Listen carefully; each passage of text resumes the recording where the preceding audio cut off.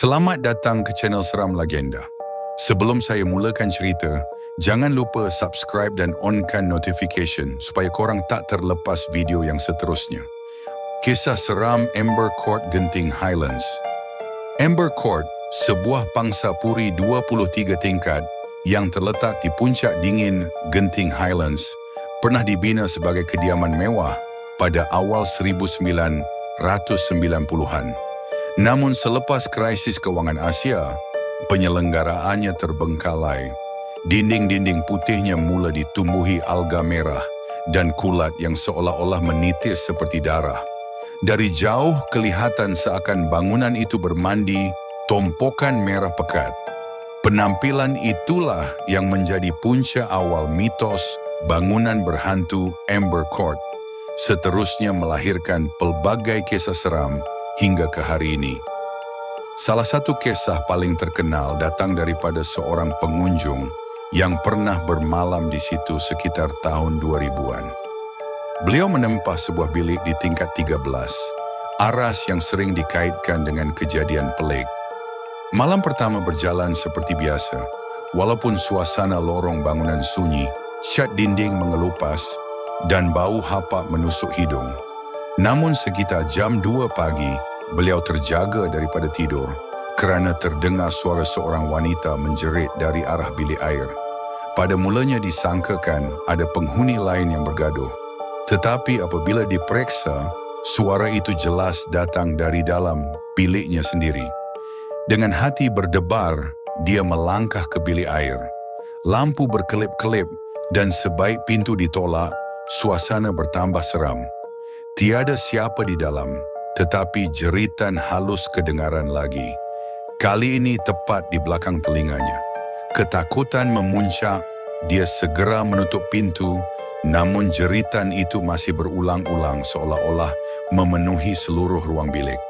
Malam itu, dia tidak dapat tidur, hanya duduk termenung dengan lampu dipasang sehingga subuh.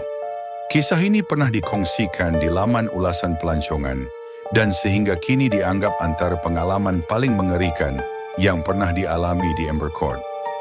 Selain itu, beberapa tetamu lain juga mendakwa mengalami kejadian aneh.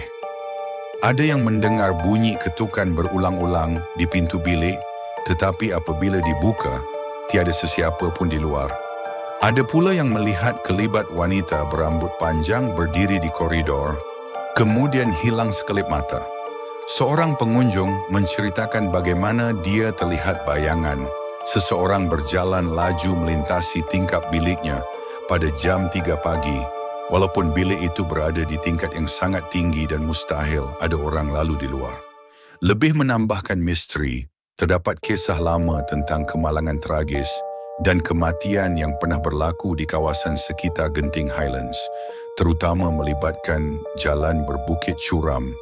Ramai percaya roh mereka yang tidak tenang berkeliaran dan ada yang tersangkut di bangunan Amber Court kerana suasananya yang muram, terpencil dan sunyi. Ada juga yang mengaitkan kawasan itu dengan amalan mistik tertentu pada zaman pembinaannya, meskipun tiada bukti kukuh yang pernah dibuktikan. Walaupun ramai penghuni tetap menafikan dakwaan ini sebagai khabar angin semata-mata, cerita-cerita seram Amber Court tetap menjadi buah mulut kerana jumlah pengunjung yang mendakwa diganggu bukan sedikit. Malah, pada 2017 sebuah filem seram Hong Kong bertajuk Haunted Hotel memilih Amber Court sebagai lokasi penggambaran, sekaligus mengukuhkan lagi reputasinya sebagai bangunan paling menyeramkan di Malaysia. Kini, walaupun ada usaha baik pulih dan wujud penghuni tetap yang menjalani kehidupan normal di situ, bayang-bayang kisah seram itu tetap tidak terpadam. Bagi mereka yang berani, bermalam di Amber Court ibarat menguji sejauh mana keyakinan bahawa hantu benar-benar wujud atau sekadar bayangan ciptaan suasana.